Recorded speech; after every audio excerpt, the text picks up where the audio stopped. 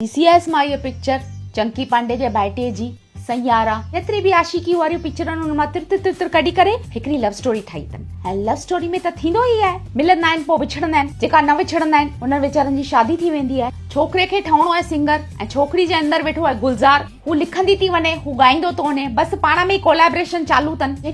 तेॾीमहिल छोकिरो छोकिरी खे पंहिंजे पुठियां बाइक ते विहारे करे पंहिंजो जैकेट लाइ ईअं टाइट बधेसि थो, छो भई असां चरिया आहियूं छा, हेलमेट था पायूं, सिग्नल ते इहो ई कहिड़ो मामो बीठो हुजे न, असांजा त चालान निकिरी वञनि। छोकिरे जी परफॉर्मेंस ॾिसी करे लॻे पियो जीअं कोल्ड प्ले ते अची विया आहियूं। कोल्ड प्ले सां यादि आयो, धारे मर्द ऐं पराई ज़ाल सां कॾहिं बि कोल्ड प्ले ते न वञिजो। ही कोल्ड प्ले वारा कैमराऊं हणी हणी पोल पधरा था करे छॾनि माण्हुनि जा। इंटरवेल खां पोइ त रुगो रोदन वेठा हलनि। थिएटर में बि मां ॾिसां पुठियां रोइण जी आवाज़ पई अचे, हीअं पिया रोइनि जीअं खंड जा जहाज़ ॿुॾी विया अथनि। बाक़ी हीरो हीरोइन एक्टिंग गज़ब जी कई आहे। तव्हांजी उमिरि अगरि 25 खां 30 साल जी हुजे त पिक्चर ॾिसण वञिजो, न त बसि चादर पाए करे घर में वेही करे चुप करे सुम्हिजो।